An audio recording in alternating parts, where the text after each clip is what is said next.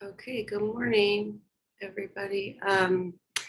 So today we're gonna do part 2 of what we've done previously, or I guess what I did previously is a PGY2, which is like the eponyms of neurosurgery, and I mostly focus on basic general instruments of neurosurgery and cranial. So today we're gonna do the round 2, which is the spine edition. So without further ado, as a disclaimer, there are tons of spine eponyms, and I would love to cover them all, but to avoid, literally writing a book on it, I'm going to limit it to some of the ones we use the most, and then some of the ones that I found to be the most interesting. And it's not a measure of quality or anything. It's just what ended up getting in the slide. So maybe in the future, if I miss something important, I can include it later. Anyway, so here we go. The first person I wanted to talk about is Stanley Cobb. This is not the Cobb of the person who invented the instrument, but he is an interesting person and did contribute to spine and has an eponym. So he was born in Brookline, Massachusetts, 1887. He suffered from stuttering from a very young age.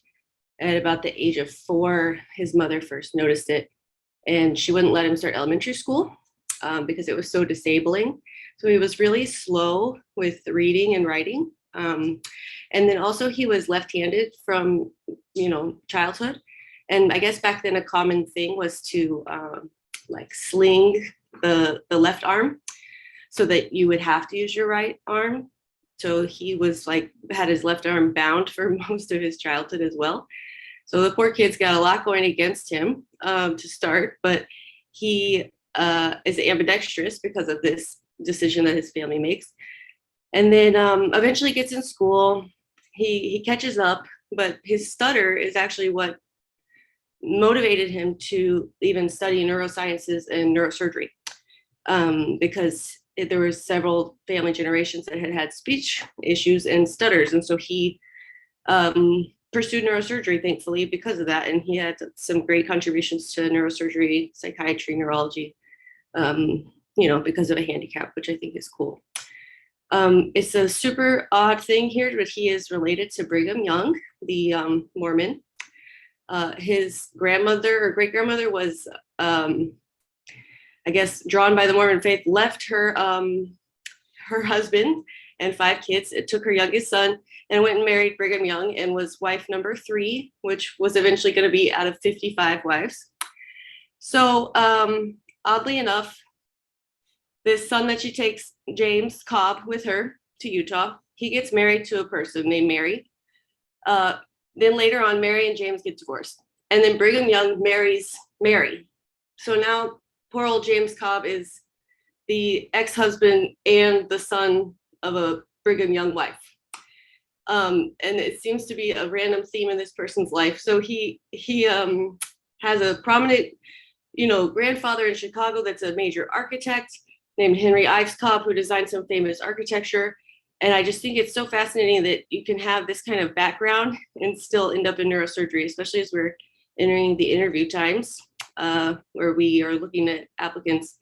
It's good to remember sometimes that the most diverse backgrounds can result in some of the best contributions to our specialty. So anyway, he had another uncle that was a painter that was very successful. And he basically didn't follow any of that. He decided to pursue his stutter, and he wanted to figure out the cause of it.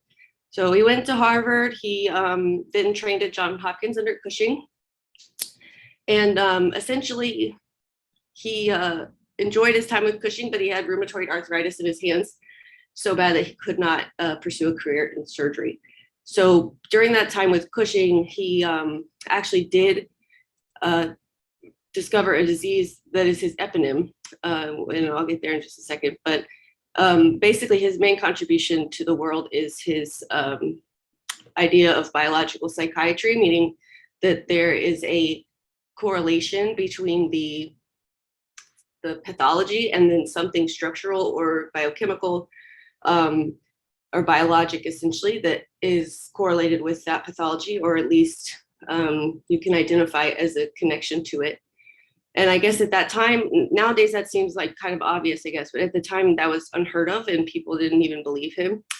But they came around to it. So he was like one of the first person to say that anorexia nervosa is not a manifestation of schizophrenia. It's like its whole own disease.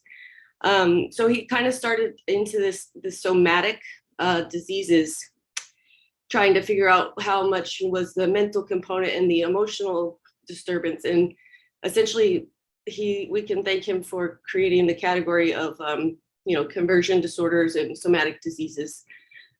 So he continues to learn. He's interested in like every sort of neurosurgical topic.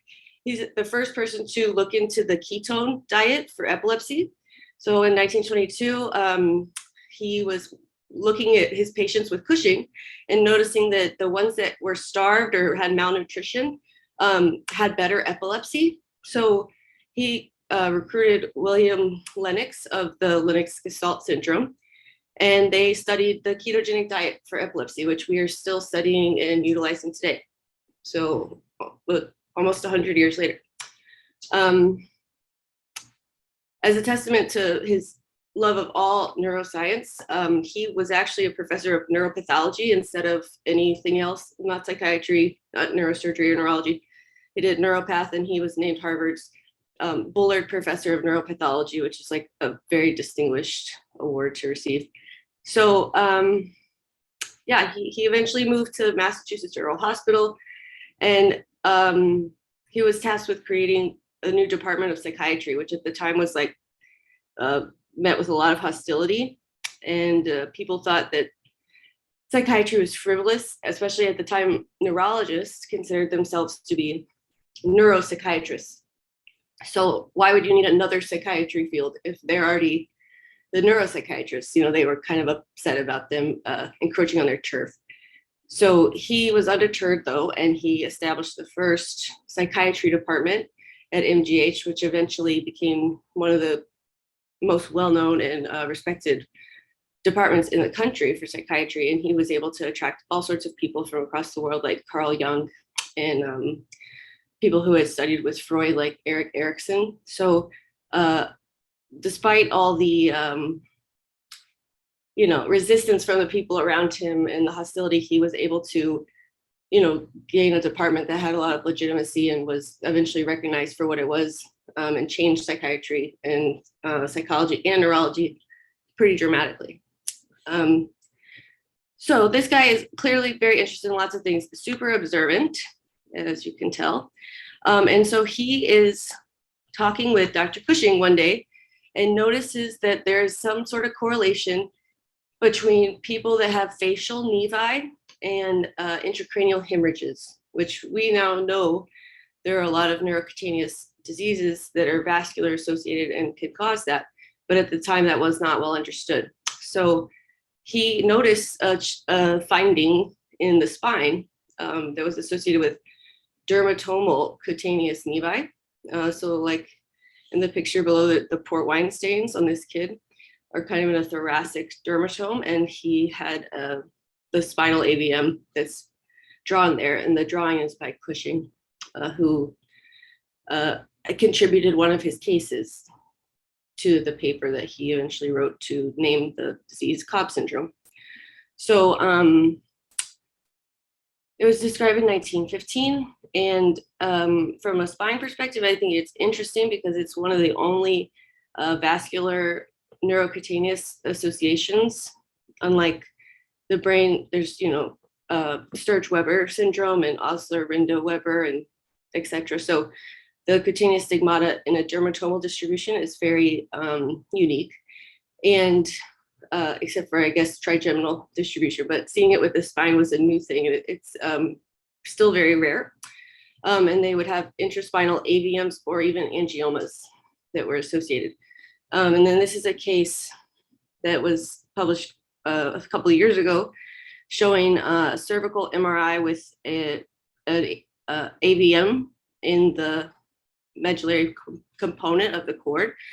And then on physical exam, he has like a C8 distribution, cutaneous nevi in the fourth and fifth digits, and also down the hand and in the forearm and arm. And this was in a child.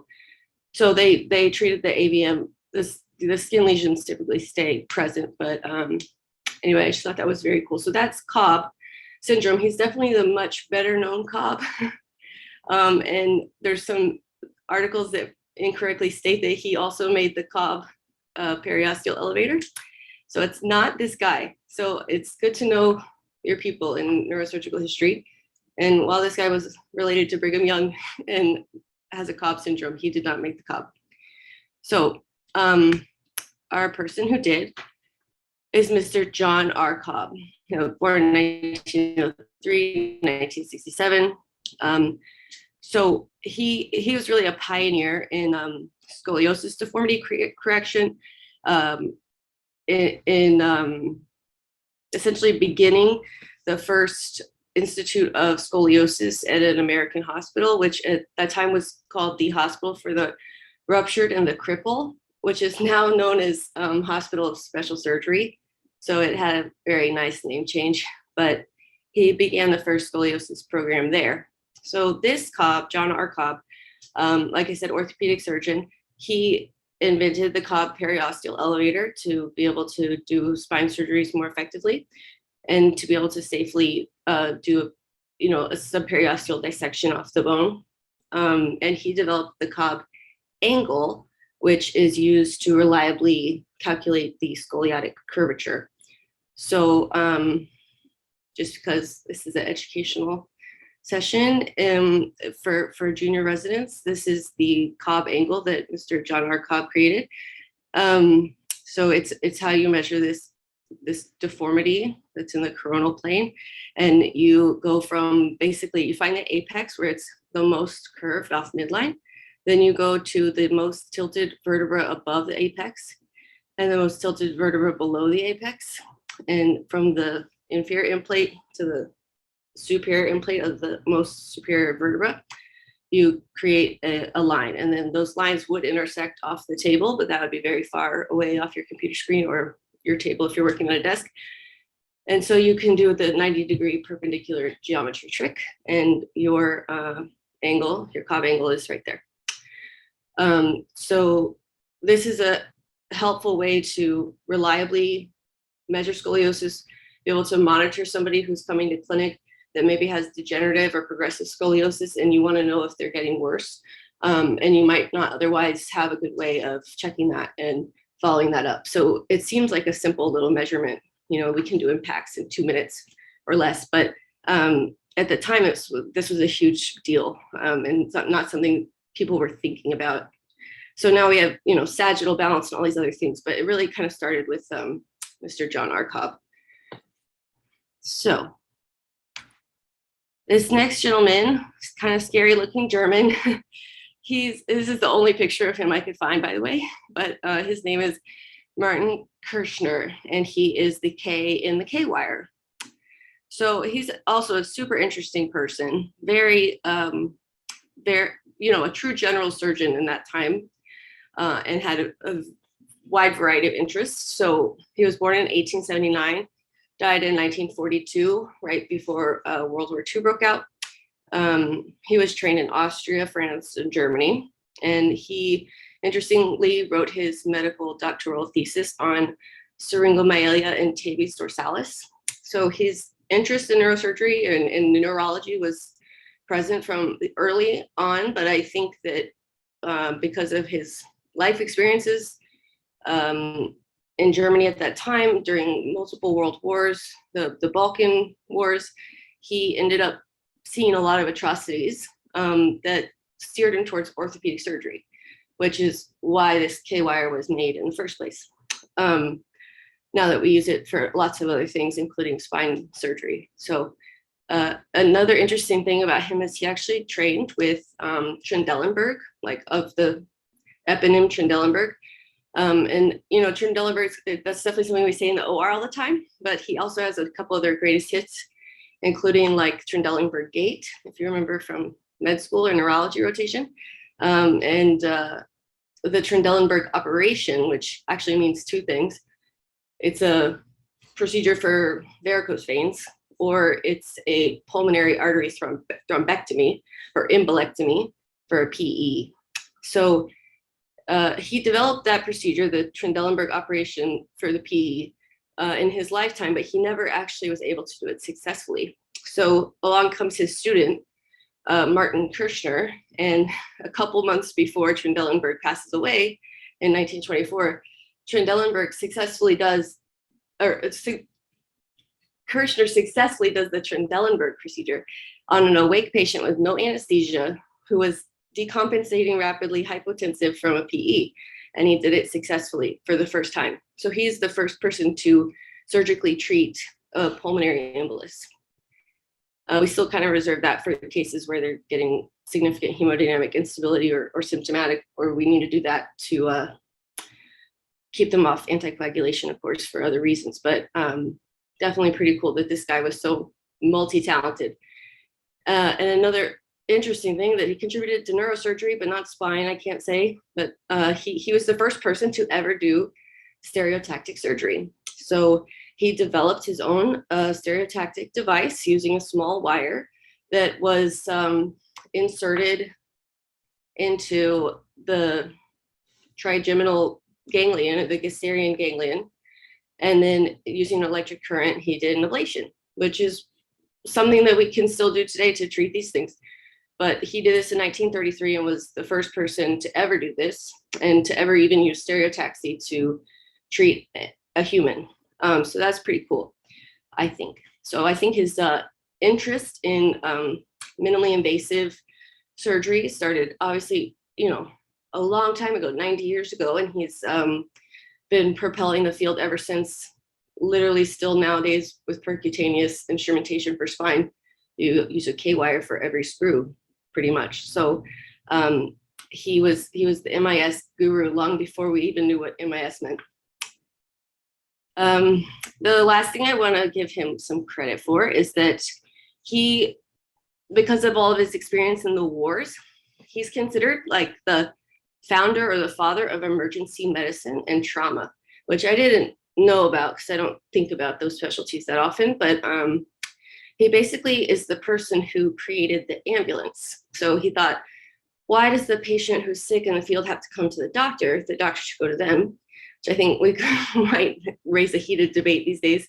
But yeah, he created mobile surgery units, which were these vans down here at the bottom of the screen that could be deployed at any time, go to the patient, he would be on them, or another apprentice or surgeon would be on them, and they would treat the patient in the field. So a couple months after he created this mobile surgical unit, the World War II broke out. And so he got to put his invention to the test pretty much immediately, and it passed for sure. So it changed the way we approach battlefield medicine, and he's highly regarded for his contributions there, as well as, civilian ambulatory EMT emergency medicine. And then one thing I'd heard before in the OR, but I never really put it together fully in my mind, is that this K-wire that he made was actually just a chromed 0.7 millimeter steel piano wire, from a piano. And so I've heard it's a piano wire before, but now I truly believe it because I read his patent on it. And basically he just got these wires, he'd sterilize them. They're a little flimsy, as most of us know, but if you take care of them delicately and you don't pull or push too hard, they won't bend. And this was an alternative to large pins that they were using in orthopedic surgery at the time to do traction. So instead of putting a pin externally, like an X-Fix with some of the more rudimentary ortho pins, he was like, well, this is less invasive, less traumatic, and probably has a lower infection risk because it's smaller. And they could essentially hang the bone almost like a wire, and be able to place traction on the bone that way. And so they still use his K-wires for that today as well in orthopedic surgery very frequently. And he actually did the first arthroscopy using his K-wire into the knee. So it's pretty cool. Very interesting person, and kind of scary looking German. who contributed a lot to neurosurgery. And then the last thing he did contribute was spinal anesthesia. So he's like the first person to be able to administer it without it going all over the CNS and causing, cardiopulmonary arrest and venous dilation to the point where you can't revive the blood pressure.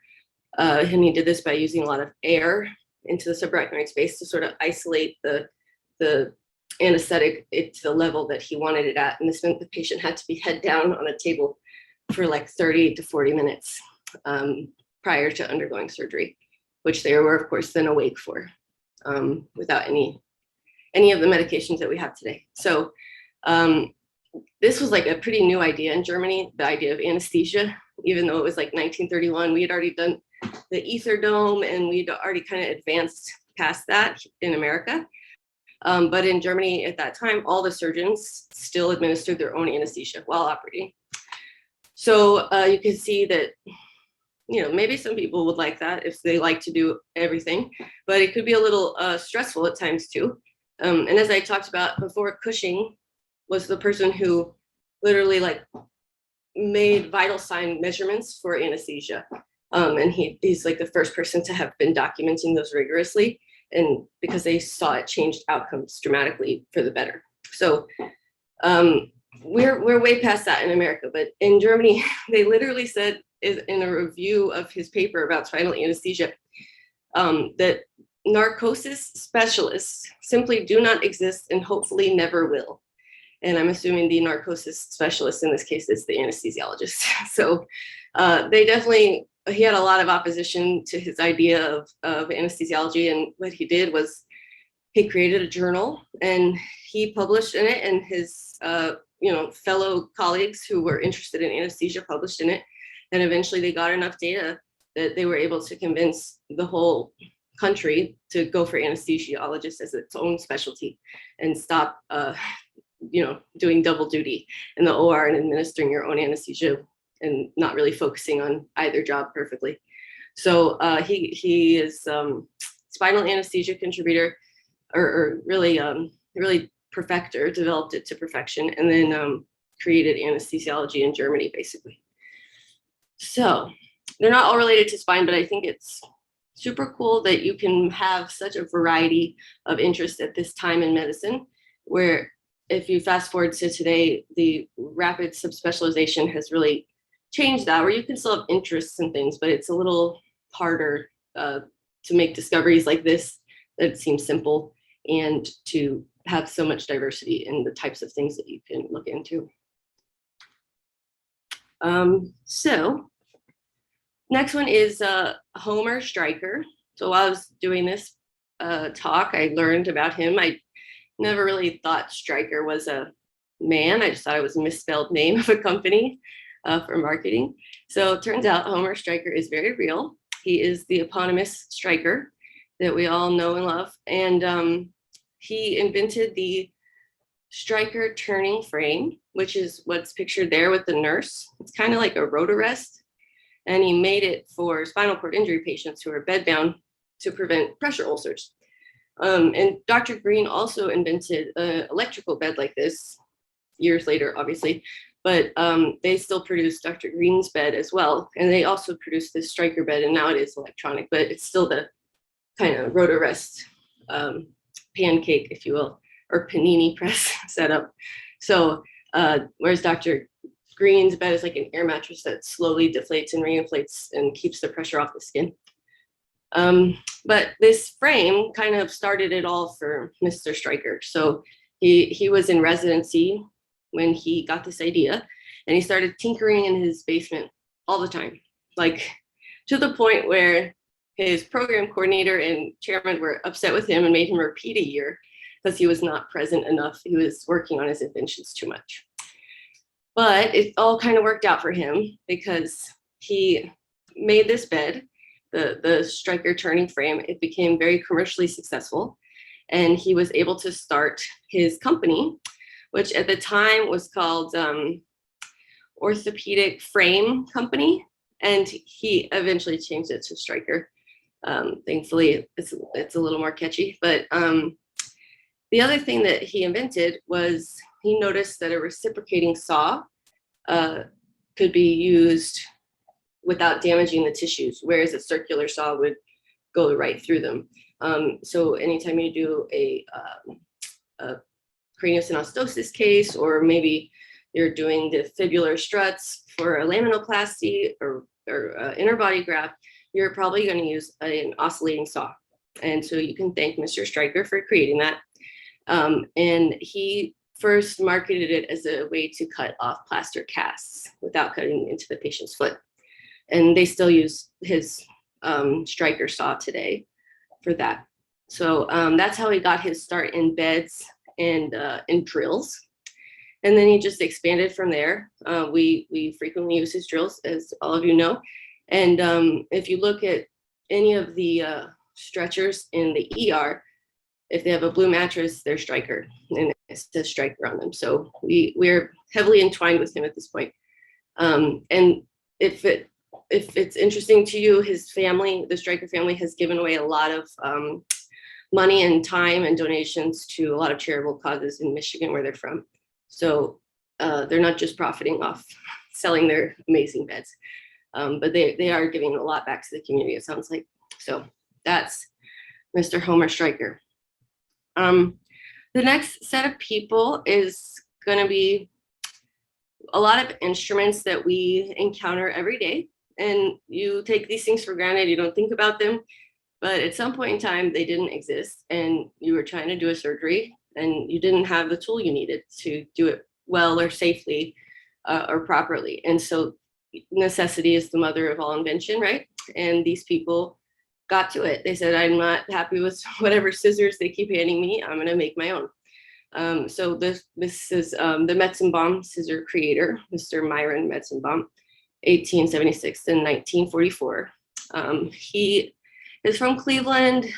He worked, blue collar family. He worked growing up, went to College of Western Reserve, and then Case Western Medical School. And eventually he ended up working with Dr. George Krill, who is the co-founder of the Cleveland Clinic. He went on to have a lot of academic accomplishments, but regardless of all of those, he's going to be known for these scissors. That's his number one contribution, just like the K-wire for Mr. Kirschner, or Dr. Kirschner, I should say. So he originally made them, though, for repairing traumatic injuries of the nasal septum, because they were so thin that you could insert them in the nares.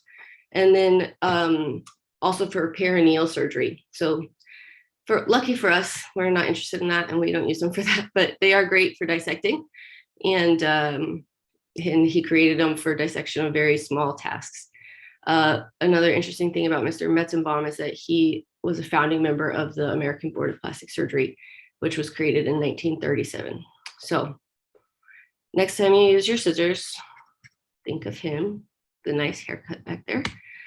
Let's see. Then we have the Coker. So the Coker clamp is, something we use all the time, but you might not realize what it was even made for or what it came from. So about 10 years before the Coker clamp was made, surgeons used to pause whatever they were doing to put a silk tie or some kind of ligature around a bleeding vessel. So every little scalp vessel, because you didn't have a bovie yet, every little vessel when you're doing your spine dissection had to get tied off or pressure, and you had to hold pressure on it. So obviously very time consuming, not ideal. And the first hemostat was made about 10 years before this Coker clamp. So the hemostat originally was just like a forceps without a handle that locked, but you can imagine it's not very ergonomic or easy to apply quickly with great precision. So then a surgeon named Dr. Wells created the kind of hemostat we're familiar with today with the handle that we try to get the sub-interns to palm all the time. So Dr. Wells is the one you can thank for that. But Coker was doing a lot of surgeries on the posterior cervical spine. So he's actually credited with doing the first subperiosteal approach to the posterior cervical spine, and at least describing it. Maybe he's not the first, but he's the only one who wrote about it. So in 1937, he described it for the cervical spine, then he did a description for the thoracic and lumbar as well. And that's how we obviously do our dissection today. So he was trying to find a tool that was able to grab soft tissue or slippery tissue by a bone, which you can imagine if you're thinking about doing, cervical laminoplasty, or anything where you don't really want to be fishing around or slipping on the tissue. The spine is definitely that place. So he did a lot of spine surgery, and he created the Coker clamp for spine, even though it is technically an arterial clamp with a rat tooth on both ends. I don't think you'd want to grab an artery with it. It'd probably poke a hole. But for bones and for slippery tissues near bones, it's perfect. So another interesting fact about Dr. Coker, is that he actually won a Nobel Prize in medicine, one of the few surgeons to do this, for his work with Graves' disease. So he basically found the physiology, the pathophysiology, and then determined that thyroidectomy was the treatment. And that was a huge relief for patients with Graves' disease who previously had no treatment. So that's why he won his Nobel Prize. And he's still in all of our minds today as we ask for Cokers in the OR. So thank you for your clamp. The next one is going to be the Kerrison rongeur. So a little bit of French. Rongeur means to bite, or gnaw, really. So it's a biting instrument, and not something that you yank with, or it's not a pituitary in the sense that it clamps around things. It really kind of cuts like teeth, and takes the tissue. So you can see that that's what that little foot is for. It's to protect you as you bite down on the tissue. So this device was not invented for spine at all. It was invented by an otolaryngologist. And at the time, they had a lot of infections. They didn't have a lot of antibiotics, or any antibiotics really, that worked for ear infections. So they got a lot of osteomyelitis and external otitis media and all that kind of stuff that really heavily invaded the bone around the ear. And when it gets bad enough, of course, it can go to the facial nerve, and it can cause facial palsy that can be temporary or permanent. So he was trying to do these surgeries to remove these abscesses and take away the dead necrotic bone. And it sounds like at the time, based on his paper, that all they had to do, or all they had to use to get this bone off the facial nerve, if it was not just completely soft and removable, was a chisel and a hammer right on top of the facial nerve, which you can imagine is a little stressful. No big deal. But I guess they caused enough facial nerve injuries that they decided to, create something that's better. So he created the Kerrison rongeur specifically for this, so that that toe could go underneath that little ledge of bone in the temporal bone and bite down over the facial nerve without actually going down and injuring the facial nerve like a hammer and a chisel would. So obviously the tool has a ton of applications for cranial surgery, spine surgery, ENT surgery, ortho. But for us, it's kind of a perfect invention as well. So we use it all the time, and probably more than ENT at this point. I'm not sure, but definitely a wonderful invention that really solves the problem very elegantly. So that's Mr. Kerrison. Then Woodson is another good one to know. This is not for neurosurgery. This is a literal dental device, which is why it's sometimes called a dental in the OR. They are the same thing. There are, as you can see in this picture, I have varied types of Woodsons. It's just a double-ended instrument that goes two ways and is for filling, like filling a tooth. You can pack substrate with it very easily into cavities, etc. So this was patented in 1880, and it was like Dr. Woodson's amalgam plugger. So I'm not really interested in dentistry, but I'm sure they still use it, and we use it daily in the OR. So Mr. Woodson was from Kansas, and he was just a regular dentist. There's really not any information on him other than this instrument, which will allow him to have some immortality as we keep using it for decades. So the next one is the Cloward, which is actually made for ACDFs, not for anything else. I kind of thought as a junior resident, maybe it was made for ENT, because they use the neck dissection all the time, but no, actually Dr. Cloward is a neurosurgeon who created the Cloward system for ACDFs, which is actually a system of the handheld Cloward retractor and then a vertebral body spreader, the Cloward vertebral body spreader. That's the name of it. So he independently devised a technique for ACDF basically in 1958, and he created the instruments he would need to do his new technique so that, it was completely, essentially his creation. And then it became widespread. But at first, people were like, what are you talking about? Anterior dissection to the neck? That doesn't make any sense. So he had to convince a lot of people that what he was selling was a good idea. And of course, eventually he did that, as it's one of the most common procedures we perform today. But at the time, he was like mocked and ridiculed by the neurosurgical community. So Dr. Cloward is interesting. He's from Utah, another one of Brigham Young's family members. His great-grandfather, I guess, was in the Brigham Young party. So don't know why that association keeps coming up here with the spine, but what can I say? Anyway, he went to University of Utah, and then he went to St. Luke's Hospital in Chicago, and he was interested in the nervous system. Neurosurgery wasn't really something he thought about, but then he went to enlisted in World War II, and the injuries that he saw during that time made him reconsider what he was doing and go for surgery, and specifically neurosurgery. And he actually wrote a lot of papers that are published, or I guess journal entries that are not peer reviewed, about his time during war, the medical things he saw, the atrocities he saw, and like how they were treated at that time, which is kind of cool to get a little glimpse into history before, anesthetic, really prevalent antibiotics are a lot of the things we enjoy today. So other than this technique where he created the ACDF,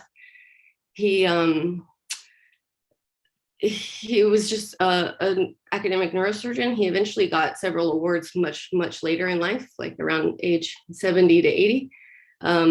But for most of his career, he was kind of one of those trailblazers who maybe isn't acknowledged for their trailblazing abilities at the time. And he's famously quoted as saying, "You can always tell a pioneer, he's the one with the arrows in his back." So he said that at the AANS, a little bit confrontational, I suppose. But eventually he got an award for lifetime achievement from the AANS and CNS. And so we all thank Mr. Cloward now, but he won't get to enjoy that. But yeah, it's another good example, especially in spine. This seems to be a common theme where people are ahead of the time or are pushing a new idea, which seems crazy. And they keep on because they know it's good. And I think that's a good lesson for all of us to believe in things if you know it's a good idea. So the next one is Dr. Lexel, very well known for other reasons, but it's the same Lexel as the Gamma knife as it is for your Lexel rongeur. So he invented it for the spinous process removal and the laminectomy, and it's actually officially called a Lexel laminectomy rongeur. He got this idea during the Finnish Winter War, which was happening during the entire World War II period, but a separate war. And he was a surgeon for the military during that time. And so when he got out, he immediately went and discovered the gamma motor neuron, which is still something we learn about today. And he, at the time, developed ultrasound encephalography for head trauma. This is in 1954 when CTs were not really in use at all anywhere yet, except for research. And so those are some of his other contributions that you might not know about.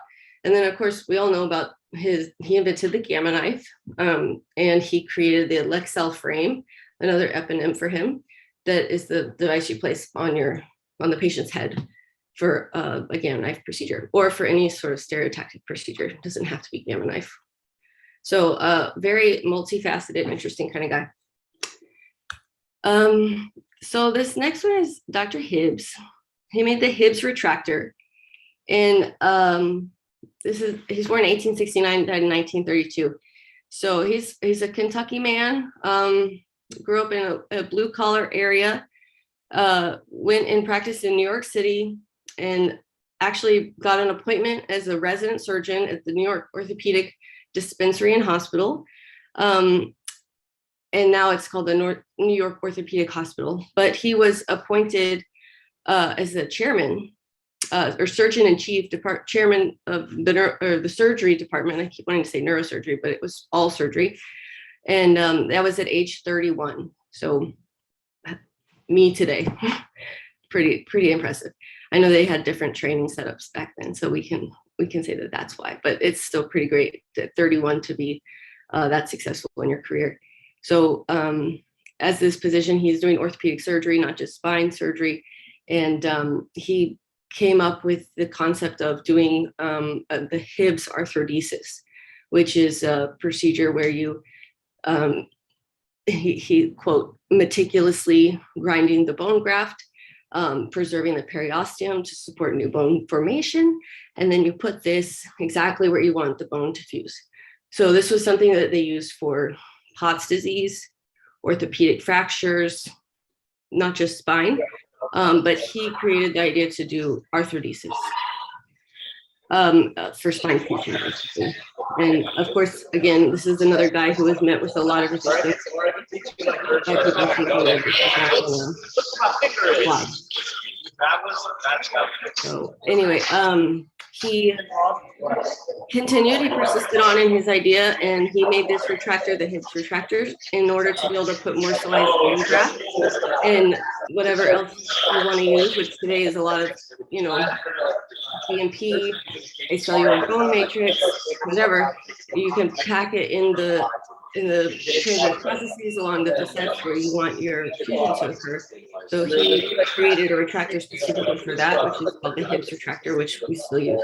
So he had like a major rivalry with some other orthopedic surgeon named Dr. Albee, and Dr. Albee did not believe in his arthrodesis.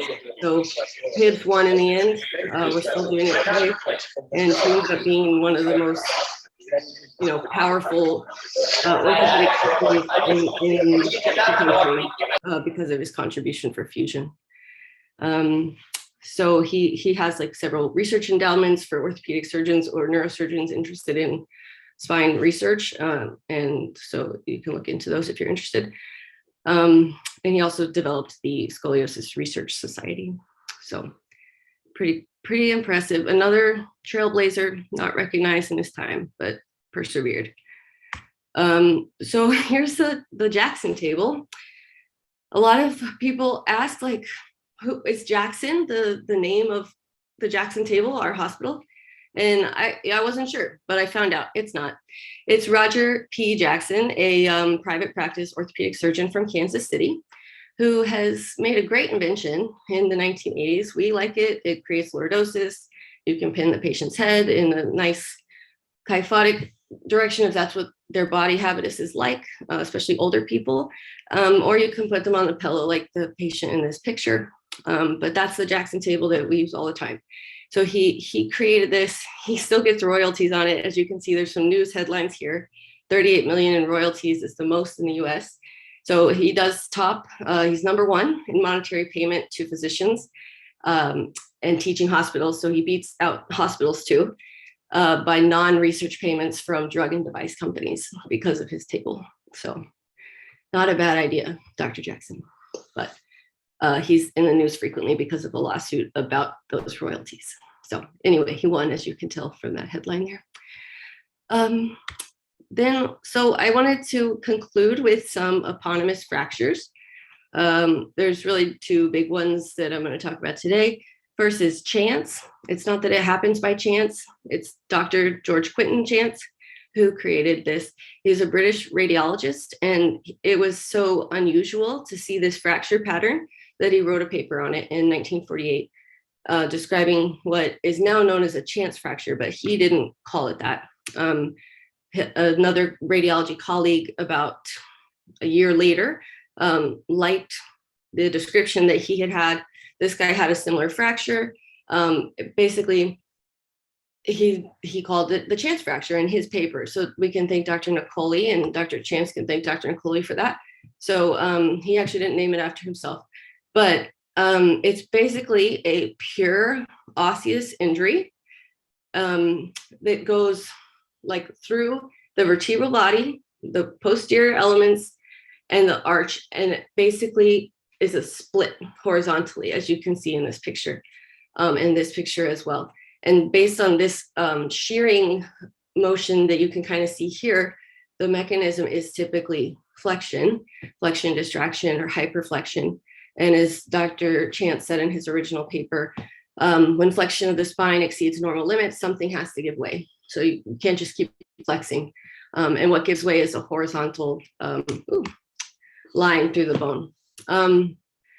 It has since been heavily associated with seatbelt use. As you can imagine, there's something across your chest, the car suddenly stops, you're still going at a high velocity because of inertia, and all of a sudden your body flails forward over the seatbelt, which is pulling back, and that creates even more hyperflexion with less flexibility because you're kind of rigid from your seatbelt. So this is unfortunately a more common fracture now than it was in 1948 when they didn't have the shoulder straps for seatbelts or even seatbelts in cars. So in 1965, Dr. Howland published a paper about how the chance fracture is frequently seen in motor vehicle accidents due to seatbelts. But yeah, I think the most important things to know about this fracture, and I learn better if I have a background or a story. So hopefully this helps the junior residents remember. But it's like a horizontal splitting of the vertebra through the whole thing. And there's usually not a ton of neurologic injury if there's no retropulsion or things like that. The fracture that Dr. Chance originally described did not have ligamentous or neurologic injury. They didn't have MRIs at that time, so I'm sure they had ligamentous injury, but it wasn't significant enough to cause movement on flexion extension later on when it was healing. So that is the chance fracture. And oh good, we have a couple of minutes left. So this is the last one. This is the eponymous Jefferson fracture, not Thomas Jefferson.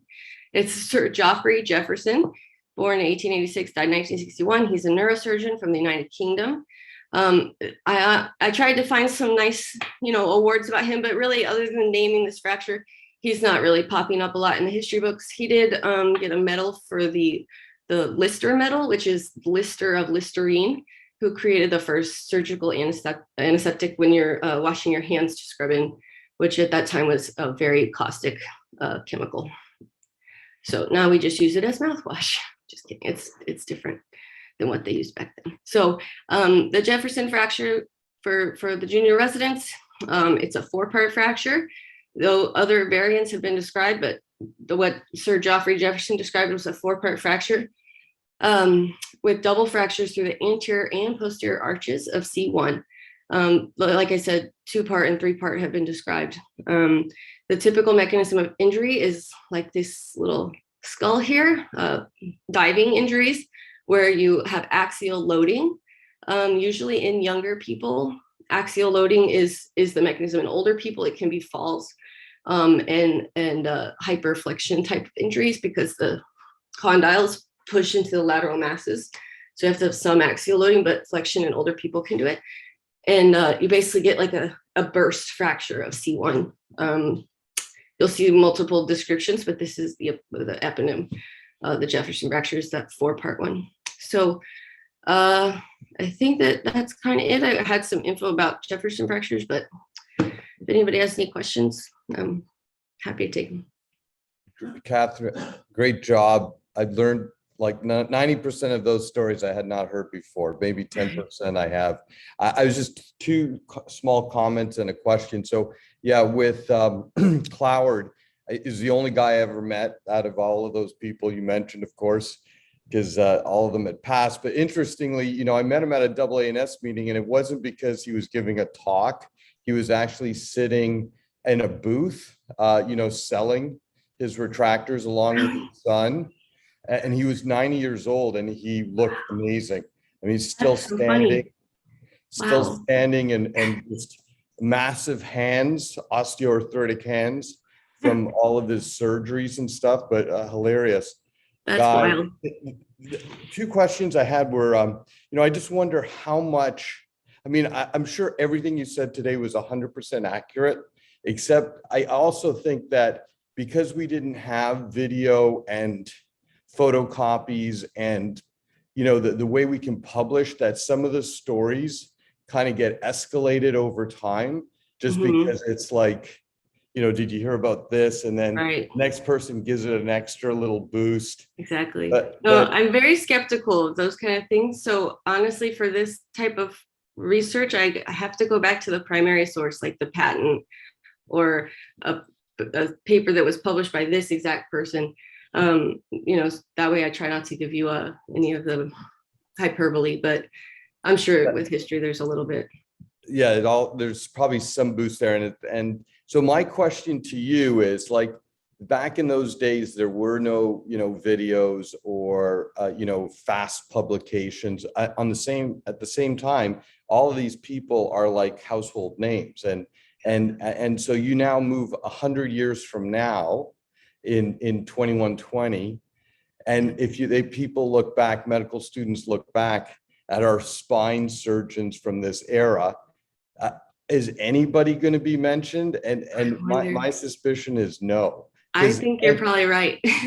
Any of the improvements are just such tiny iterations of things that are there. But I'd love to hear your thoughts, or potentially Dr. Wang's thoughts on this, since he's got such a bite on current ortho-neuro spine.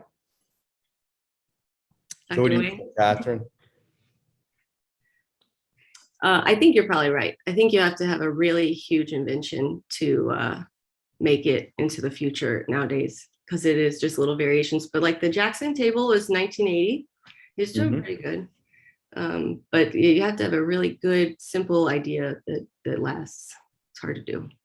No, that's a great point, Alan, and great talk, Kat. I think you're right. I think that it's changed, though. For example, if you think about it, the things that are being named now are not objects, but algorithms or classification schema, right?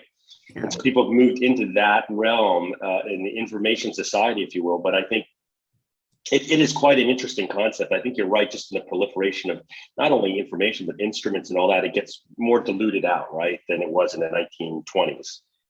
Yeah, that's true. Dilution, I like that word. Thanks, you guys. Appreciate your time. All right, good morning, everybody, and thank you for the opportunity to present some facts and some new modalities that we use for treating reproductive and sexual dysfunction after spinal cord injury. This talk is going to be mainly concentrating on males because they are the most effective, and we'll see through the presentation a little bit, some facts about the females and how they are affected. Incidences, I'm sure you all know these statistics. These are like the most recent ones, and we have about 18,000 new cases each year. And the most important part about this, and that's why we're talking about males more, because 78% of the new SCI cases are male. In a survey that was done by Dr. Kim Anderson, who was the director of our Education Here in the Mind Project for a few years, this is a very important survey which was done on quality of life, asking subjects with SCI to rank 7 functions in order of importance to their quality of life. Interestingly, out of 681 respondents, sexual function ranked first among paraplegics, and the second next to regaining arm and hand function in quadriplegics. So following SCI, fertility is really impaired more in men than in women. In women, after SCI, they can conceive, deliver children nearly the same success rate as the general population. There are a few precautions that needs to be taken care of. So There is a tendency towards preterm delivery, so extensive monitoring in the last trimester is important. Anesthesia consideration is also important. And after delivery, for women with SCI who tend to have autonomic dysreflexia, breastfeeding is also some issue that needs to be trained because it can trigger autonomic dysreflexia.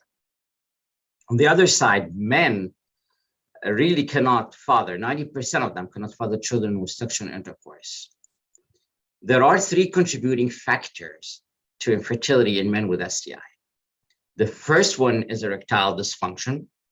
The second one is ejaculatory dysfunction.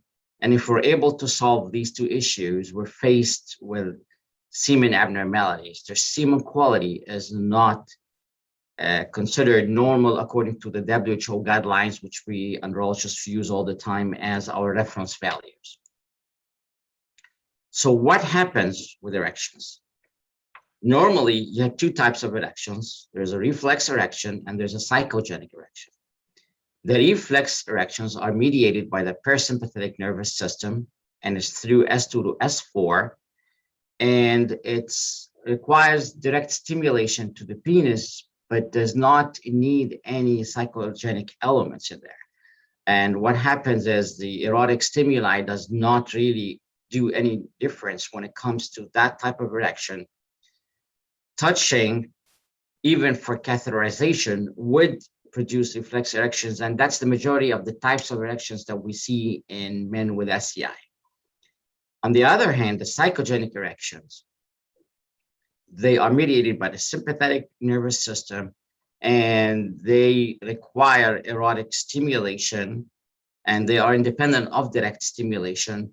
Thoracolumbar nerve roots are the ones that are involved, and it's often lost when you have an injury of thoracic and cervical cord.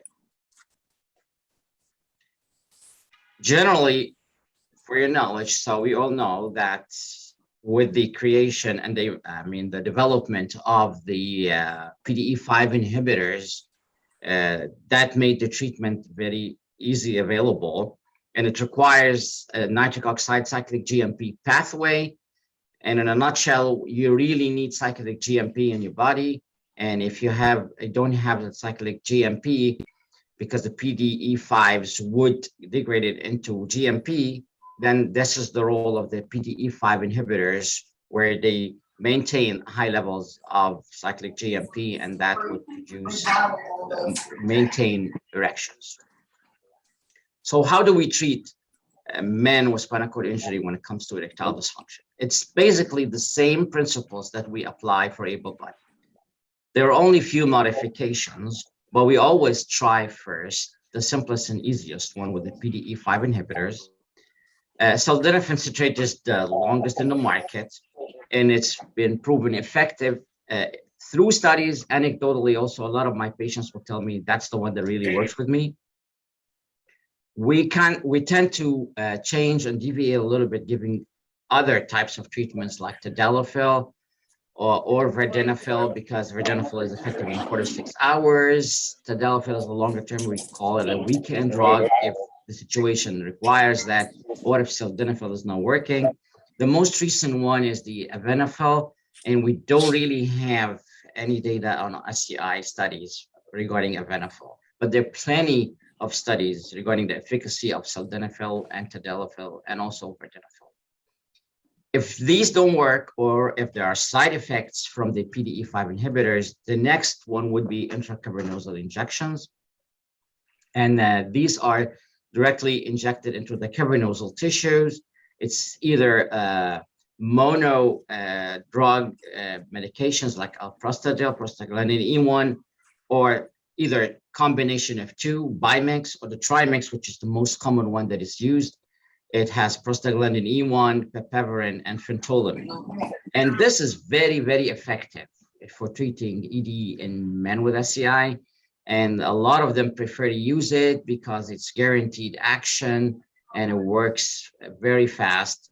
The only precautions that we always give, or like when we train the patients, is depending on their hand dexterity. So if there's some issues, they have a partner that will inject and we're willing to do that, that it's okay.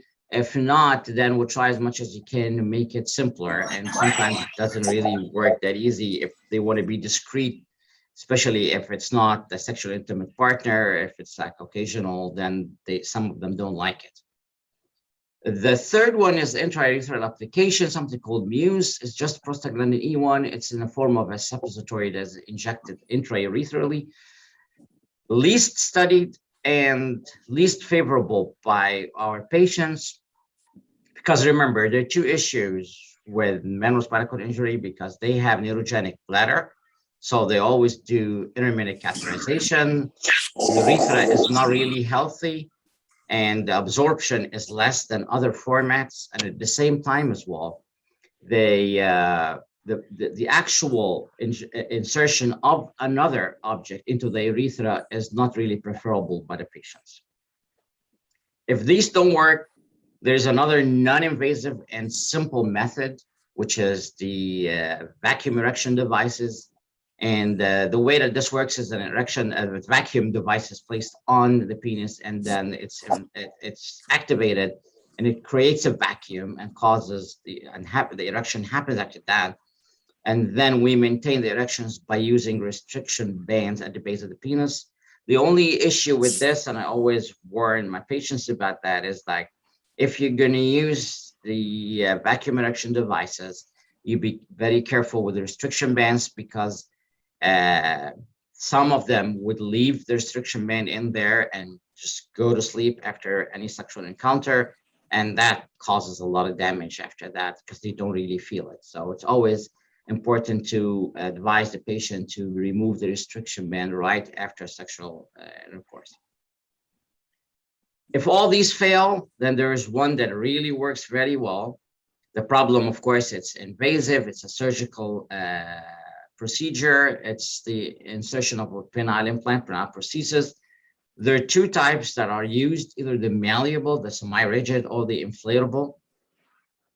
Of course, there are advantages and disadvantages for each one of them. The malleable is really, there is no little tiny, because with the inflatable, you would have the activation pieces of it that are inserted in the scrotum, and requires very good hand dexterity in order to inflate and deflate the device. So if the partner is willing to do that, then that'll be okay. If not, then the semi-rigid, the malleable, is very easy. It just bends in and out. Of course, the major issue is there always going to be some sort of an erection all the time. With the inflatable, it's once you deflate it, then there's no erection at all. And then there is investigational modalities. You probably heard about the low intensity shock waves, or the rich plasma.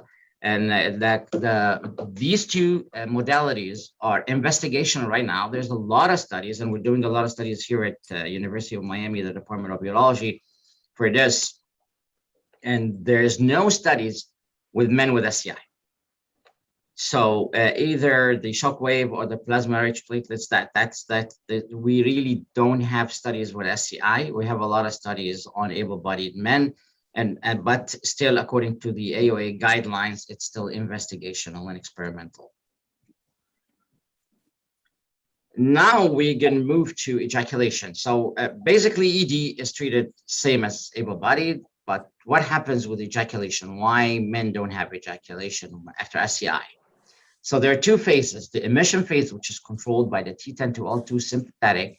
It involves the contraction of the seminal plasma and the prostate, expulsion of the seminal fluid into the posterior urethra, including whatever sperm that comes out through the tract, and the feeling of ejaculatory inevitability. That's through the emission phase.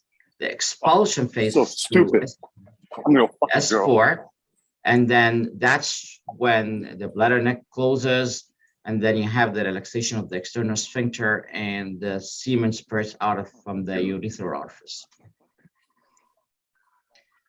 There is a lot of studies that done about what is called a spinal ejaculation generator, which is in the studies between L3 and L4. So some animal studies were done, and they say it's this lumbar region. And then human studies were done by a group in France where they had postmortem spinal cord segments from 6 men and 6 women. And there's correlation between the segmental distribution of what they call the glaninergic neurons and the success of PVS. So they did penile vibratory stimulation on 384 men with SCI, and they would try to correlate that with their findings. And they actually found that they're mostly located between L2 and L5.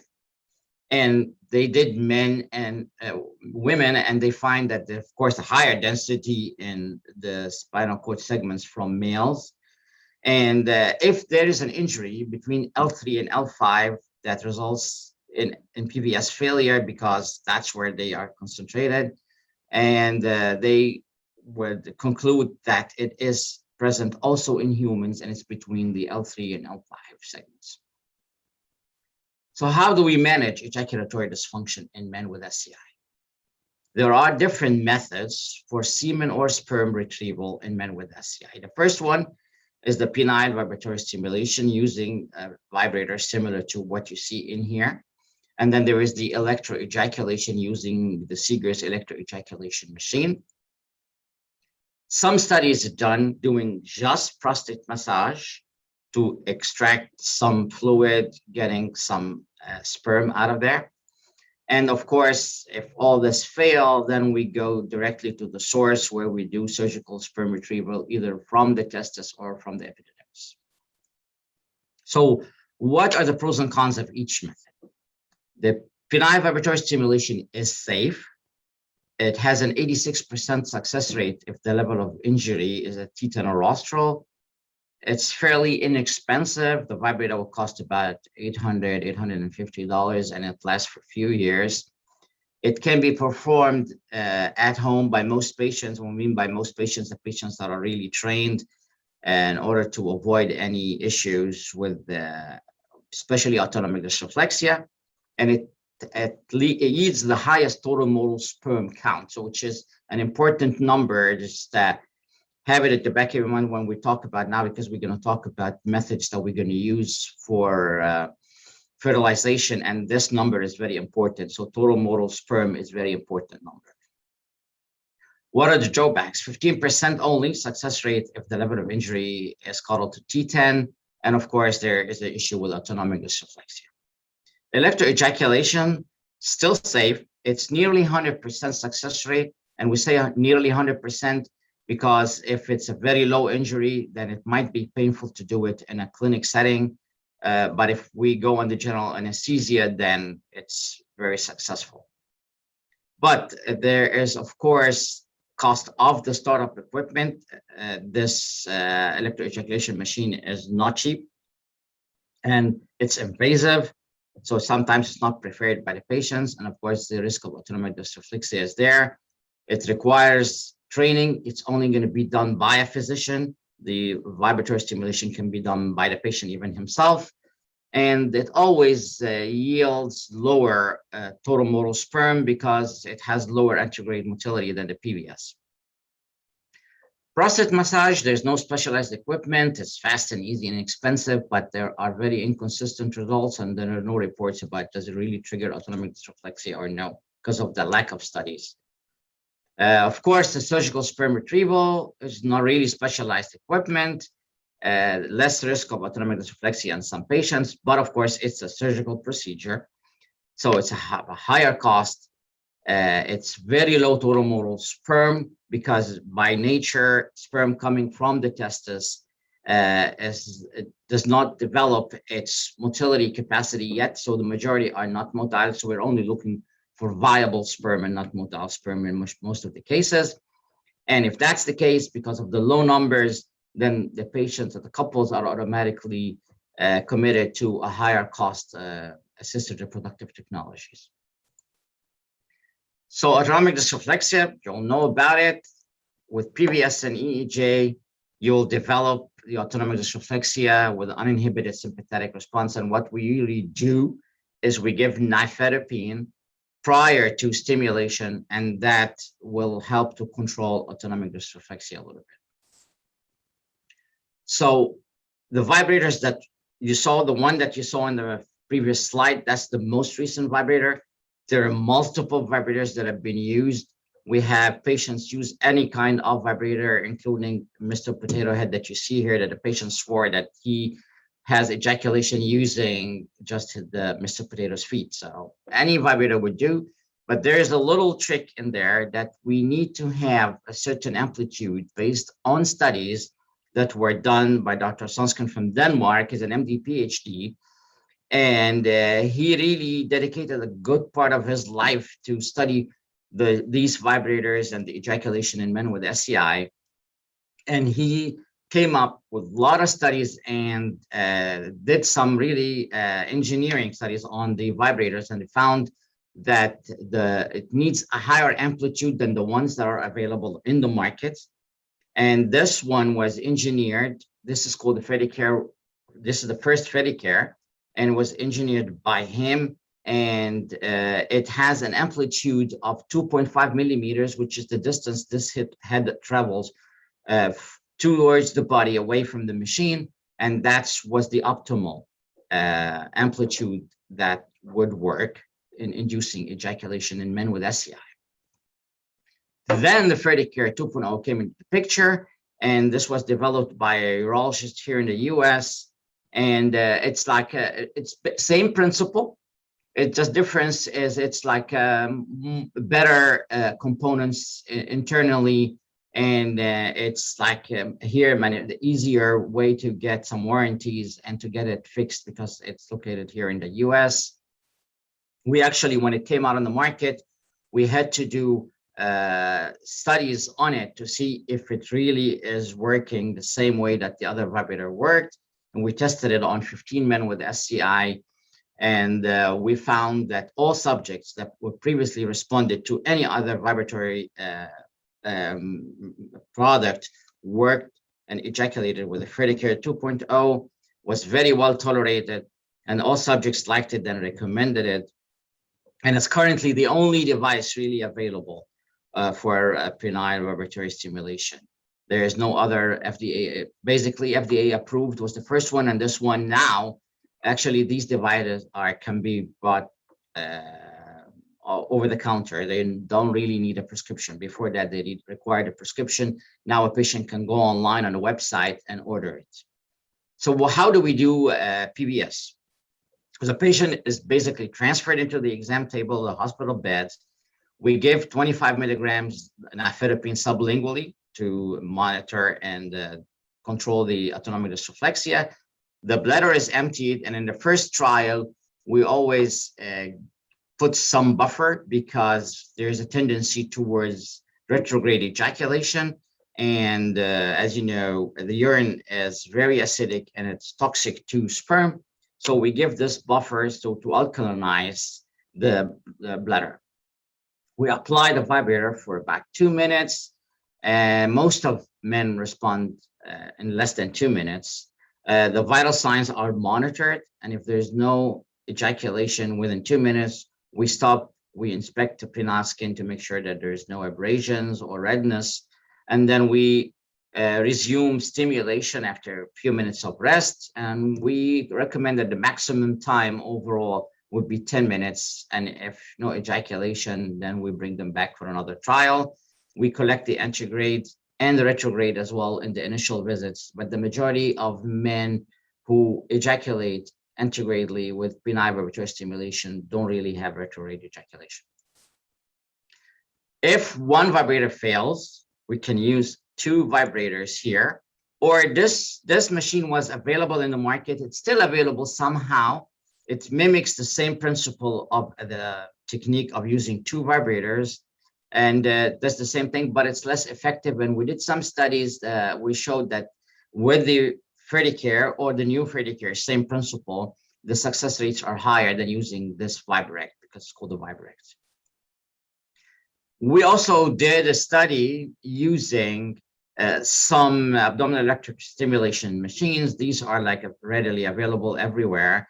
And what happens is if the patient, because the trick is, we need a lot of spasticity in order for the vibrator to work. So if there's no spasticity, If the patient during the vibratory stimulation is really flaccid, then what we really do is we add these pads in there. We put some stimulation in there simultaneously with the penile vibratory stimulation, and we were able to have success in some of our patients. And I actually have a patient that's the only way that he responds. We tried multiple vibratory stimulation techniques, and that's the only technique that he responds to.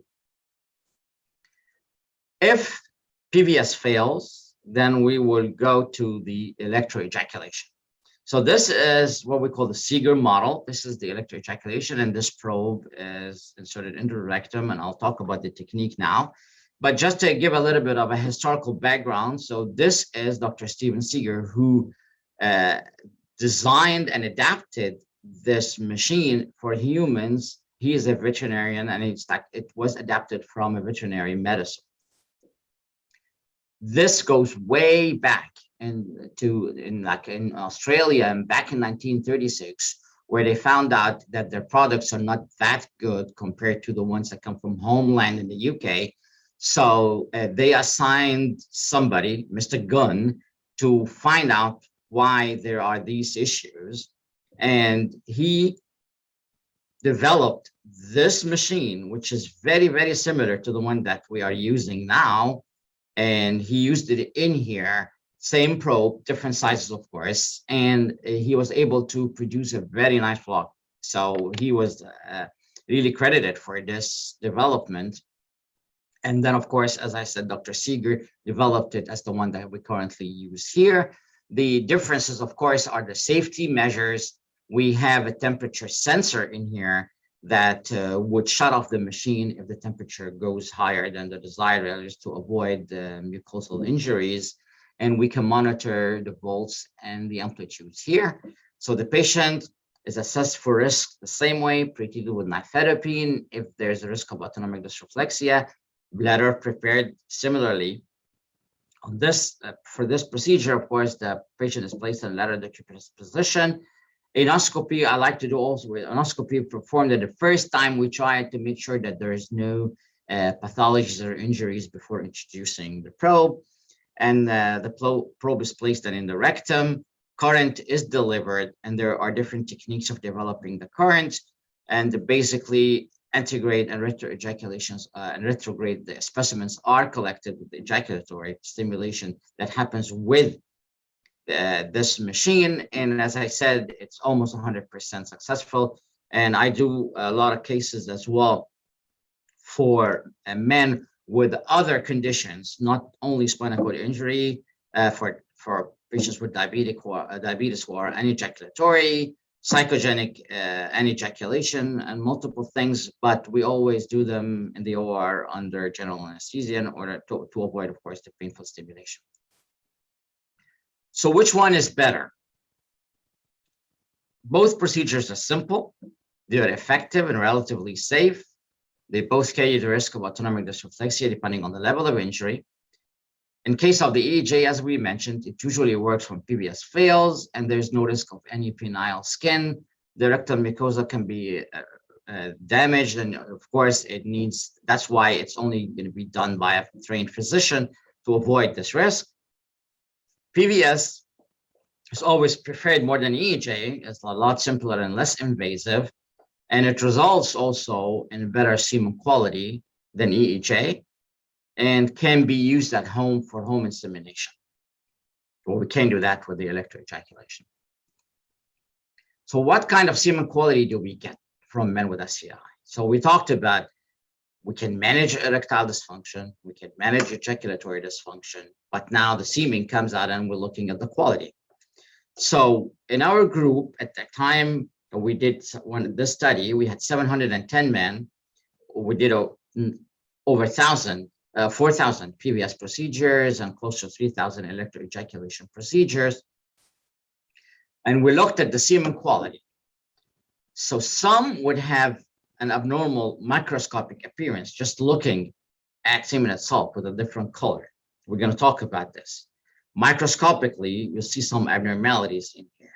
And then when you look at the sperm parameters there are three important parameters that we look at. We look at the count. So that's the number of sperm in millions. We look at the percent of the ones that are motile, and we look at the percent of the ones that are viable and alive. As you see here, it's very, very comparable. There is no really difference in counts between men with SCI and able-bodied. So the green are the controls, and the SCI is in red, and you see that very, very similar, no statistically significant difference. When it comes to motility or viability, there's a huge drop between controls and SCI. We thought that it might be lifestyle changes because of the nature of the injury. Is it because of the bladder management? Maybe the technique needs to be changed. Is it because sitting in a wheelchair will cause scrotal hyperthermia? Would that be the cause for the bad semen quality and sperm parameters? Is it because they don't really frequently ejaculate like able-bodied? Is it different between the method of ejaculation or the years post-injury? Is it better when they are just newly injured compared to if they are 20 or 30 years post-injury? All these have been studied by us and a lot of other groups, including Dr. Dana all here in Michigan, and he's also very specialized in fertility in men with spinal cord injury. And they studied the effect of bladder management. Does it really make any difference? And as you can see here, there's not a huge difference. The only drop here, of course, is in dwellings, of course, Foley's, because of the tendency to have more infections in there, but everything else was more or less very similar. Of course, the best would be intermittent catheterizations that will have better motility when it comes to bladder management. It really, does the scrotal temperature affect it? A lot of people think that this is true because they're sitting all the time in a wheelchair. There's no aeration, so it might be cause for the deleterious effects on the sperm quality. Some studies would show that. We did a study and we found out that this is not really the case. This is the temperature in SCI, and this is in controls, and it's no statistical significant differences. And interestingly enough, there were 10 men in this study that will walk on crutches, so they were not even in a wheelchair, and still have poor semen quality. Frequency of ejaculation, there is no study that normalized the semen quality. So there's no significant improvement. There's only one study here that shows that when you do PVS, weekly PVS, that it would improve it, but it's only one study with very, very low numbers, and we did not see that in our huge database that we have. Methods, we did a study where we controlled, where we did a control group, men with no SCI who just masturbated. Then there are a group of men, like 7 or 8% of men with SCI that can produce an ejaculate using masturbation. So we got some specimens from them, PVS and EEJ. And of course, we found that the compared motility, when we compare them all, as you can see here, the controls have the best motility percentage, followed by masturbation, and then PVS, and the lowest was the electro ejaculation. But bear in mind that they're all still lower than controls and lower than the normal WHO values for normal motility, which is about, I would say 40 to 50%. See differences here. They're all statistically different than the controls. And then what about years post-injury? We found that we did 2 studies, cross-sectional and longitudinal studies on our men. And we found that no changes with injury. So a lot of patients would come to us and ask, should we freeze our specimens, sperm bank our specimens the first time we get an ejaculate, because it would be the best one, and we're still newly injured? What happens if in 10 or 20 years? We usually don't recommend this unless there are risks that are involved. If the patient gets very frequent UTIs, especially febrile UTIs or epididymal orchitis a few times. And then we would recommend doing that. Or if he's gonna go into surgery and we're gonna do some bladder neck surgeries or sphincterotomies, which is not done anymore now. And then there's a lot of risk of autonomic of retrograde ejaculation. So then we would recommend that, but usually we don't recommend doing that. So it doesn't seem to be due to lifestyle factors, as we showed. Is it due to hormonal profiles? There are many different profiles, and there's multiple studies that were done, and there are some that are higher in control, especially FSH, higher than controls in men with SCI, and there are some that are lower. Then we thought about maybe the cause would be in the accessory glands. So is it in the prostate? Is it in the seminal vesicle that is causing this? And we did a study here, Dr. Brackett and our group did a study here where we took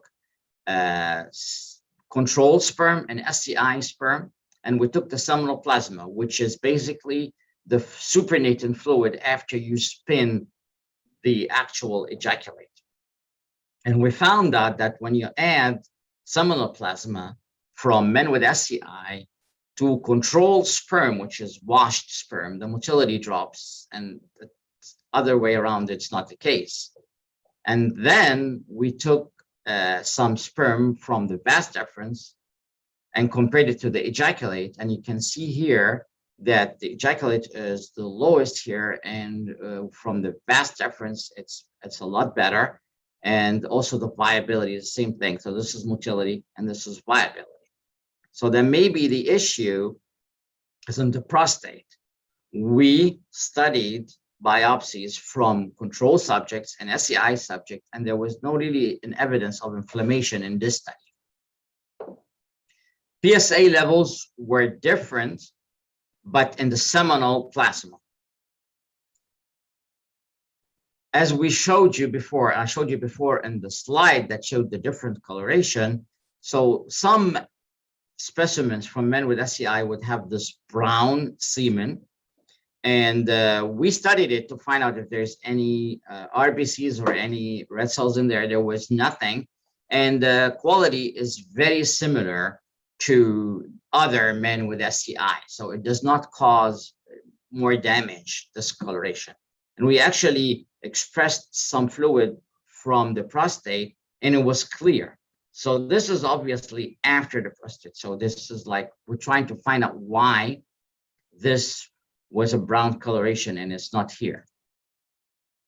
We found leukocytes in the seminal vesicles. I'm sorry, there's research by Dr. Dashtar found out some leukocytes in the seminal plasma after SCI in rats. He did it in 10 rats. And then we collaborated with a group in Brazil to study the proteomics of SCI seminal plasma. And the summary of this slide is there were decreased kallikreins, which are related to overall failure of prostate gland. So 46% of the proteins decreased in SCI are produced by secretory cells of the prostate gland. So there's some maybe prostate gland dysfunction. A study by Doctoral performed seminal vesicle aspiration. So we went all the way up and they found abnormally high number of sperm in the aspirate. So is it a transportation issue? Does it stay in the seminal plasma, in the seminal vesicles, and it doesn't go down all the way to reach the ejaculate? Our group here in the Miami project did a study to look at the morphological categorization of the semen, and we found a lot of white blood cells in there. And these white blood cells were activated T cells, and they were a lot higher in SCI compared to controls. Further categorization of the seminal plasma and analysis found out that there are higher inflammatory cytokine concentrations in seminal plasma of men with SCI. So we had a higher IL-1 beta, and higher TNF alpha, and IL-6 as well. When we neutralized them in a cup using either monoclonal antibodies or receptor inhibitors, we found out that they improved the overall motility, but in only one group that was statistically significant. This group, when we combined the agents against 3 cytokines, the IL-1 beta, the IL-6, and the TNF-alpha. So what is the mechanism that leads to these elevated cytokines in the seminal plasma of men with SCI? Is it the inflammasome complex? What is the inflammasome? Inflammasome is a complex of proteins that has a sensor protein, an adapting protein called the ASC, and a procaspase 1. When this complex is activated through triggers, it results in caspase 1, which turns the IL-1 beta and IL-18 into the activated form of IL-1 beta and IL-18. And so we see a lot of cytokines in there. So we thought that maybe the inflammasome is involved in there. We studied the inflammasome in semen and sperm of men with SCI. And we found that really we have elevated caspase 1 and ASC, as well as the pannexin 1, which is the channel that we're going to talk about in the next few slides. And these are higher than in controls. We looked using confocal microscopy and immunocytochemistry to see if there's any components of the inflammasome on the actual sperm cells. And we found here, as you can see, ASC here in the SCI. It's not on the controls. And caspase 1 as well, we found it in the mid piece here of the sperm, and we did not find it in the controls. And when it's in relationship to motility, motility was significantly declining whenever you have a higher levels of caspase 1, as you can see here, and also ASC as well. We did an in vitro study in a cup where we had an anti-ASC and a monoclonal antibody that we add to the semen of men with SCI, and we saw an improvement in the motility when we did do that. But remember, this was just in a cup. Then we thought about what if we attack this inflammasome complex all the way up in the cycle. So this pannexin 1 channel is a submembrane channel that if it's activated, it allows the formation of an activation of the caspase 1 through formation of the inflammasome complex, and then of course it results in production of IL-1 beta and IL-18. So what if we block this pannexin 1 channel? So probenecid is the drug that has been used for so many years to treat gout, and it blocks actually the pannexin 1 channels. We did a pilot study where we had men with SCI. We gave probenecid PO for 4 weeks, and then we analyzed the semen quality before, 4 weeks after, and then 4 weeks after stopping the probenecid.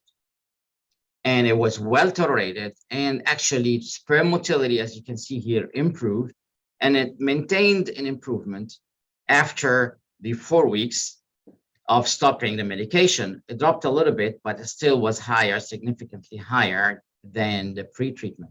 And the most important finding here also is that when we categorize sperm motility, we categorize it as linear or rapid linear, the ones that are moving forward. And then there are ones that are sluggish and ones that are not moving forward. Rapid linear is the one that most of the reproductive endocrinologists will use for any IVF cycle or any insemination cycles. And there was huge improvement, very statistically significant improvement in this category after treating with oral probenecid. We even studied with the group from Brazil, the proteomics, and we found that there are certain proteins that really was found in patients who were treated with probenecid that would decrease the innate immune response, and that would eventually result in the sperm motility. So that confirmed that treating with probenecid was really in the protein composition of the semen from men with SCI. Why are we studying this? And everybody would say in the era of IV efficacy, it's a simple thing. You just get the sperm from the testis and go in there and enjoy it. The problem is when we treat patients and couples with SCI, there is a medical and there's an ethical problem. So if I have an able-bodied man in my clinic telling me that I'm having issues, with fertility issues, I've been trying with my wife for a few years, and we can't get a pregnancy. First thing that we do is, let's get a semen specimen from you and let's look at it. That's not the case with men with STI. When they go to the fertility specialist, the first thing that they will say is, okay, let's go to your testis, get some sperm, and do an IVF fix.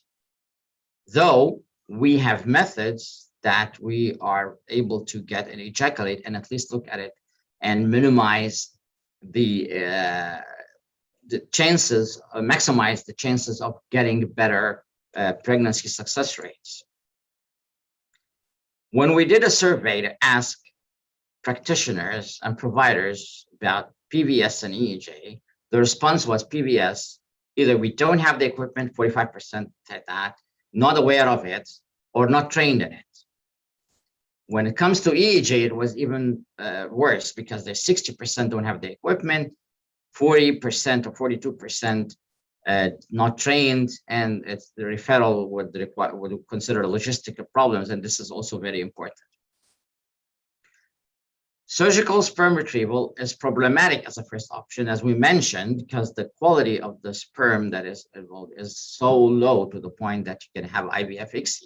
With an ejaculate, you have more ART options, either intravaginal insemination or home insemination. Very, very simple. You just get the semen as it is in a syringe with a needle, put it in the vagina when the female is ovulating. And of course, the female has to be examined prior to recommending this to make sure that there are no issues.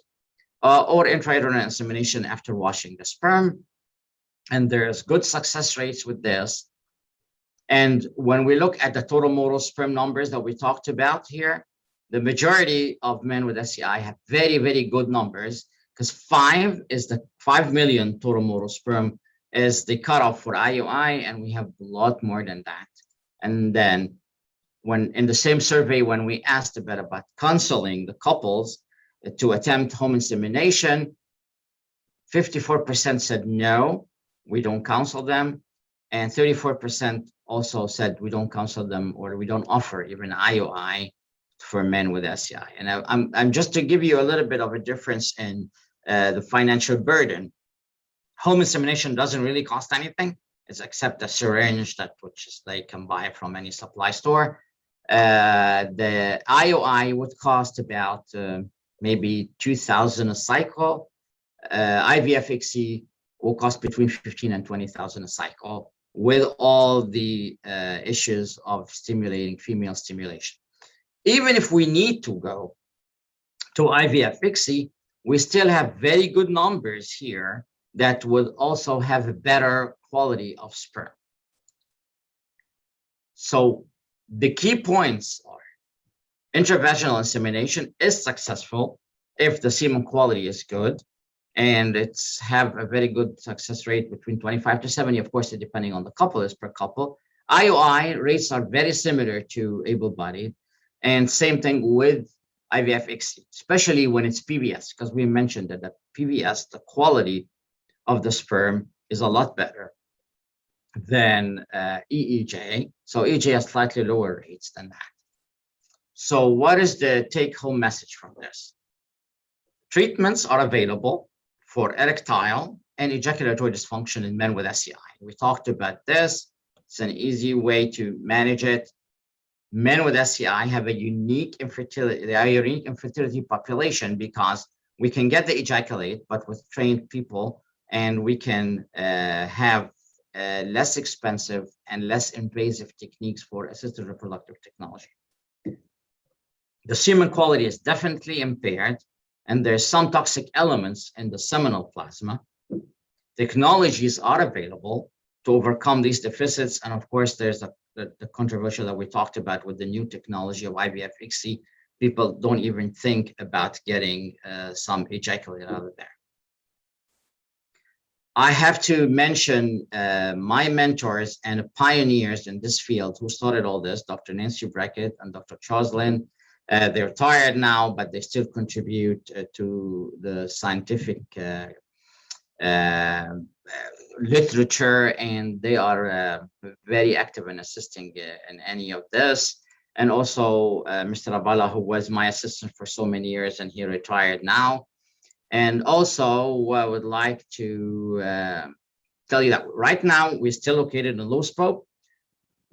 Soon we're moving to the Christian Lynn Rehab Center, and we have gonna have our research clinic over there. And it's also at the same time we are developing a urology rehab clinic that would be on the clinical side with Dr. David Gator. And what we're gonna do is we're gonna manage men with SCI, or basically we're gonna manage patients with SCI, men or males or females, when it comes to either fertility, erectile dysfunction in men, or neurogenic bladder in females and males. So thank you for your attention, and I'm open for any questions. Hey, Ahmad, it's Alan Levy. Great job. I was going to just ask you, as you mentioned, Chick and Nancy are now more consultants, I would say. Yeah. You know, if you have a patient who needs IVF here, who are the players? Because you know it spans so many subspecialties: urology, rehab, OB-GYN. I don't get a sense of who is, you know, working on a clinical perspective, particularly for patients with SCI, because there's been so many changes. Can you maybe summarize who are the go-to Yes, of people? course. Yeah. So the first person of contact would be me, because if the patient has not been examined before and we don't know what is his semen quality and everything, then I can start with him on the research part. So that does not involve any cost to the patient. We can do the procedure, we can check his semen quality and guide him towards the next step. If the patient requires any IVF or even IUI, then the option here at UM is Dr. George Atiyah and UMH. So he is the reproductive endocrinologist from the gynecology side who would treat the female partner, and in collaboration with us, we've been collaborating for years actually. And we will if it needs a cycle, and if it needs to, because you know it requires coordination depending on when they're going to be retrieving the eggs from the female. So we coordinate with them, and we will collect the specimen and then we'll send it to them. It's going to be different than the research. If it comes to that part, then it's going to be done in the clinic. So it's going to be billed, but we still coordinate with them. And if they want to go outside, and most of the REIs here in South Florida know about our program, and it's either me or Ranjith Ramasamy, who is also another fertility specialist in the Department of Urology. He's the head of the fertility and male, basically, health and urology. He also can refer them to me if they see them. So that's basically the situation right now. Terrific. So any questions? Sounds like no one has questions. Ahmad, thank you so much for talking to us. My pleasure. And have a good day. You too. You too all. Bye-bye.